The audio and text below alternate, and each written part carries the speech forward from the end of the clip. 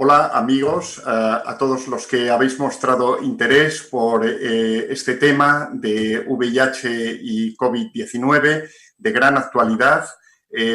para nosotros socios de GESIDA y también pues para todos los médicos en general y para los pacientes seropositivos. Os doy la bienvenida, trabajéis donde trabajéis, residáis donde residáis, y en el webinar de esta tarde desarrollaremos varios aspectos que diferentes ponentes que compartirán su experiencia y también sus conocimientos con nosotros afectan varios aspectos que afectan directamente a la atención de los pacientes seropositivos, a el riesgo de enfermar que tienen con el COVID y a los conocimientos escasos y siempre probablemente que tengan que analizarse con prudencia, con precaución, pero qué es lo que tenemos para poder avanzar y poder, digamos, compartirlo y generar también conocimiento y evidencia para seguir adelante. A lo largo de estas 2 horas vamos a desarrollar varias ponencias en 2 bloques. Cada uno de los bloques tiene algún aspecto diferencial. El primero trata exclusivamente sobre los pacientes seropositivos en esta epidemia de COVID, y el segundo, que es más general, también tiene alguna implicación o bien para la infección por VIH o para el tratamiento antirretroviral y, por tanto, se complementan. Al final de cada bloque tendremos una discusión interactiva y os recuerdo que me comunican que en estos momentos hay más de 2.000 personas registradas en el webinar y, por favor, os pido que también aquellas preguntas que tengáis, que se generen a la hora de escuchar cada una de las presentaciones, las enviéis. Probablemente no podemos responder a todas, pero intentaremos condensarlas para que de esa manera al menos demos la máxima viabilidad a las respuestas. Agradezco mucho a los ponentes que desinteresadamente y en un tiempo récord han aceptado compartir su experiencia y su conocimiento. Agradezco también a los patrocinadores, a los patronos de GESIDA, todos ellos, Gilead, Janssen, MSD y ViiV, que sin dudarlo ni un momento han contribuido y apoyado para que este webinar tenga lugar. Agradezco también a la Fundación SEIM GESIDA y muy en particular a Almudena y a Esther, que han trabajado contra el reloj para que todo estuviera a tiempo y además bien. Y finalmente a Three Ways, que como siempre con su magnífico soporte nos permite que esta actividad, que este webinar tenga lugar. Sin más dilación, pasamos a comenzar las rondas de ponentes del primer bloque y tengo el gusto de presentar, el primer ponente será Juanse Hernández, del Grupo de Trabajo sobre Tratamientos del VIH, con gran experiencia en los aspectos comunitarios y también divulgativos de información. Puedo dar testimonio de ello a lo largo de los años. Y él hablará sobre qué preguntas se plantean las personas seropositivas, VIH positivas, sobre COVID-19 y VIH. Adelante, Juanse, y muchas gracias. Buenas tardes a todas y a todos. En primer lugar, quisiera dar las gracias a GESIDA y a SEIM, y en especial a Esteban Martínez por invitarnos a GTT y en particular a mí a participar en este webinar, y también felicitaros por esta iniciativa que nos parece muy interesante. Los organizadores me han encargado que les hable de qué preguntas se plantean las personas con el VIH sobre COVID-19 y el VIH. Y para ello he estructurado mi presentación en 3 puntos. Preguntas y preocupaciones de las personas con el VIH, respuesta comunitaria de las ONGs del VIH a la crisis del coronavirus y reflexiones y preocupaciones de las ONGs.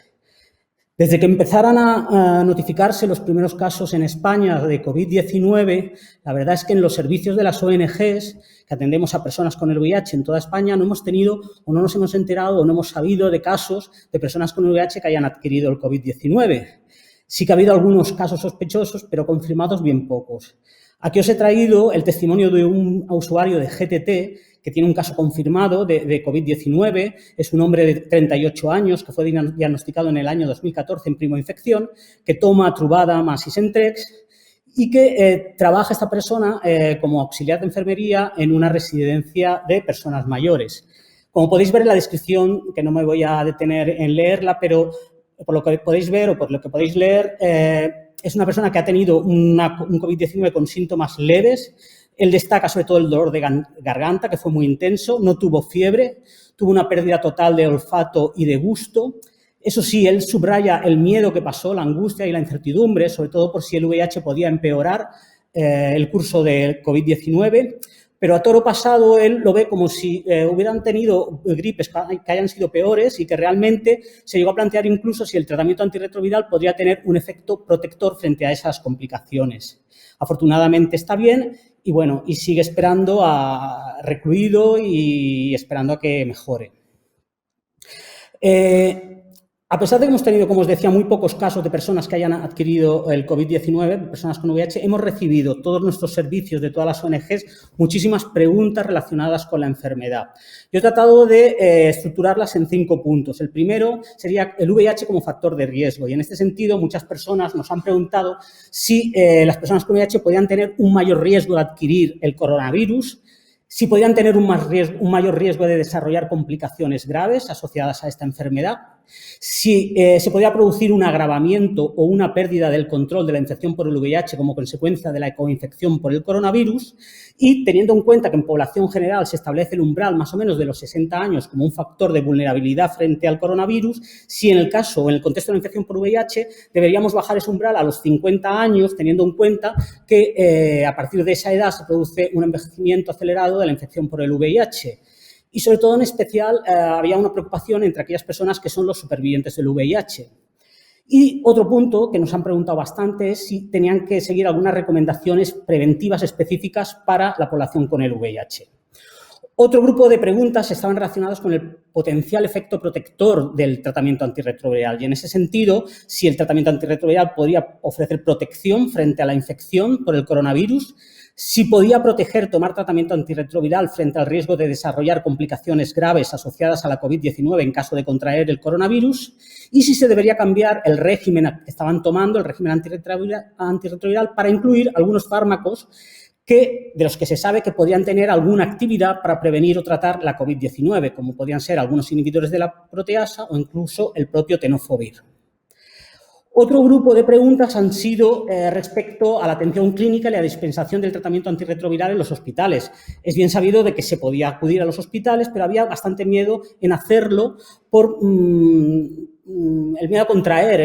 en un espacio hospitalario, a contraer el virus. En este sentido, las preguntas eran si se podía acudir a la extracción o a las citas programadas, si deberían ir en persona a buscar la medicación antirretroviral o si la farmacia hospitalaria podría enviar la medicación antirretroviral a casa a través de mensajería, por ejemplo. Otro aspecto muy importante que nos hemos encontrado son personas que se han quedado con el VIH, que se han quedado confinadas en otras comunidades autónomas. En este sentido, preguntaban si se les podría dispensar la medicación en otro hospital en calidad de desplazado. No podemos olvidarnos tampoco de las personas sin el VIH que están tomando PrEP. En este sentido, las preguntas que hemos recibido es si se podía transmitir el coronavirus por vía sexual, si debían seguir tomando la PrEP durante el confinamiento, a sabiendas de que no se iban a producir relaciones sexuales, si cómo podían o si debían acudir a las citas y a realizar el cribado o rutinario de ITS en los programas de PrEP. Y otro aspecto muy interesante, si la PrEP podía ofrecer protección frente a la adquisición del coronavirus. Y en este sentido, esta semana se ha anunciado un estudio que llevará a cabo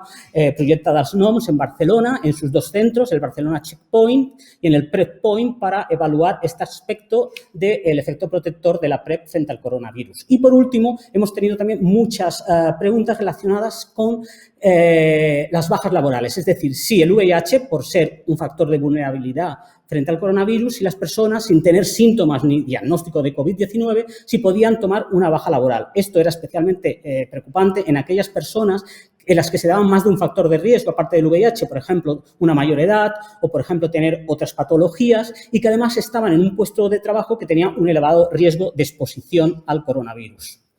¿Qué hemos hecho las ONGs mientras tanto? Como sabéis, las ONGs del VIH es una red de entidades que estamos en todo el territorio español, que trabajamos con poblaciones muy diversas, pero entre ellas especialmente poblaciones muy vulnerables, muchas en situación de calle, muchas personas migrantes que están en situación administrativa irregular, personas que ejercen el trabajo sexual, muchas de ellas que con motivo del confinamiento y las medidas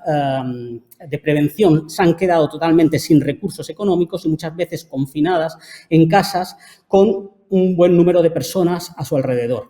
Ofrecemos una cartera amplia de servicios también en toda España y trabajamos en red. Pues bien, ¿qué hemos hecho? Pues hemos adaptado nuestros servicios a esta situación de excepcionalidad durante el estado de alarma. En la medida de lo posible se ha hecho teletrabajo, pero cuando esto no ha sido posible hemos tenido que mantener nuestros servicios urgentes y esto es obviamente así en sitios en los que no puedes dejar de hacer una atención presencial como en los recursos residenciales, es decir, los pisos de acogida, las casas de acogida, en los servicios de banco de alimentos, donde se reparten alimentos a las personas que no tienen recursos, en los centros de reducción de daños, en las farmacias solidarias de antirretrovirales, reparto de material de reducción de daños para personas usuarias de drogas inyectables, pero también las ONGs han tenido una respuesta muy rápida para crear servicios ad hoc ante esta crisis sanitaria. Por ejemplo, muchas ONGs han puesto a ir a buscar y a entregar la medicación antirretroviral en los hospitales para sus usuarios o a realizar información y divulgación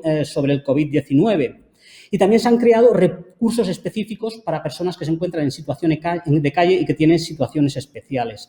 Aquí, por ejemplo, me veis a mí en nuestro servicio de farmacia solidaria, a través del cual damos medicación antirretroviral a migrantes que se encuentran en situación administrativa irregular y no tienen todavía acceso al sistema sanitario, pero también nos hemos visto obligados a dar esa medicación a personas que se han quedado confinadas, que estaban de paso por España o en Cataluña y se han quedado confinadas y no pueden volver a sus ciudades y se han quedado sin tratamiento antirretroviral. También les hemos dado, en estos casos, le hemos proporcionado el tratamiento. También hemos creado información a través de nuestro servicio de Infovital sobre la información que se disponía y que en realidad lo que hacía era responder las preguntas que antes os he dicho, os he explicado y que probablemente se van a desgranar a lo largo de esta tarde. Aquí os he puesto también imágenes de todos los servicios que están en funcionamiento durante estos días llevados a cabo por las ONGs de España, Valencia, Cantabria, Cataluña, etcétera, etcétera. Como podéis ver, sí que es cierto que aquí se puede ver que las personas llevan material de prevención, pero también hay que decir que este material de prevención lo hemos tenido muy tarde, a finales de la semana pasada, y de manera que hemos estado trabajando de manera bastante precaria en este sentido.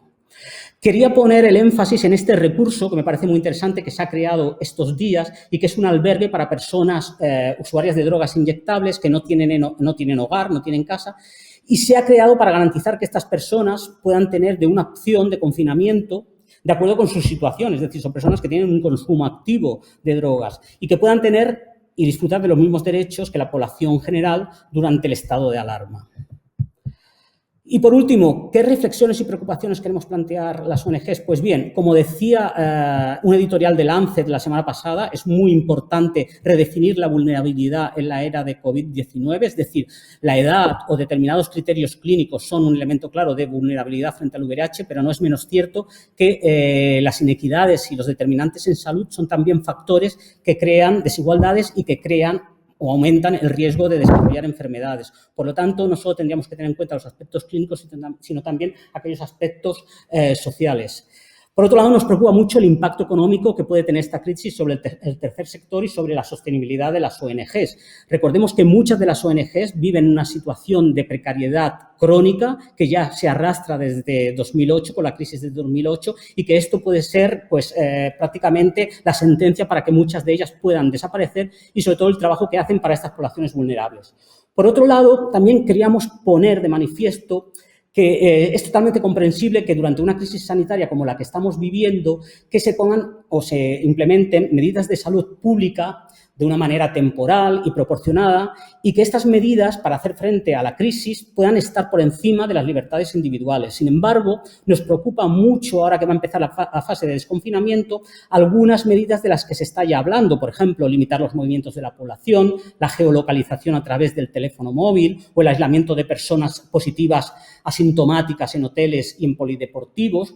porque estas medidas deberán explicarse muy bien y deberán podrán implementarse muy bien y nos hacen preguntarnos, por ejemplo, cuál sería el punto de equilibrio entre la protección de la salud pública y la salvaguarda de los derechos individuales. Y, asimismo, qué impacto pueden tener estas medidas de salud pública sobre otras epidemias coexistentes o problemas de salud pública, como pueden ser la infección por el VIH, las ITS o los problemas asociados con el consumo de drogas. Sabemos que las medidas coercitivas que están basadas en el miedo no son una buena estrategia de salud pública, porque además suponen una vulneración de los derechos fundamentales y son una fuente de estigma, sobre todo para las poblaciones más vulnerables. Sería deseable que los políticos y los artífices de políticas de salud pública se fijasen en la experiencia de la infección por el VIH, con todos sus aciertos y con también sus muchos errores. Esta experiencia nos ha enseñado que la defensa de los derechos humanos y las libertades fundamentales son un factor clave y fundamental en la respuesta mundial a la epidemia del VIH. Por lo tanto, creemos que es un buen modelo para fijarse y para obtener una respuesta de salud pública acorde a la defensa de los derechos humanos. Sin más, simplemente quiero agradecer a GESIDA de nuevo y a SEIN, y también quería aprovechar en mi nombre y en el nombre de GTT y en el nombre de todas las organizaciones de VIH para dar las gracias a todas aquellas personas sanitarias y no sanitarias que habéis estado en el frente de la respuesta a la COVID-19. Muchas gracias. Muchas gracias, Juanse. La verdad es que has planteado una serie de preguntas. Yo creo que los ponentes que vienen a continuación y sus presentaciones van a ayudar a responder, al menos en parte, esas preguntas. Quisiera hacer constar, a pesar del peligro que pones para las ONGs, quisiera hacer constar, por un lado, la enhorabuena y, por otro, el agradecimiento por vuestra labor, vuestro servicio. Probablemente las personas a las que vais dirigidos y la sociedad en general somos testimonios de ello, y puede ser también un acicate para que vuestra tarea se vea reconocida y las ONG se vean también más valoradas y quizá más apoyadas en el futuro.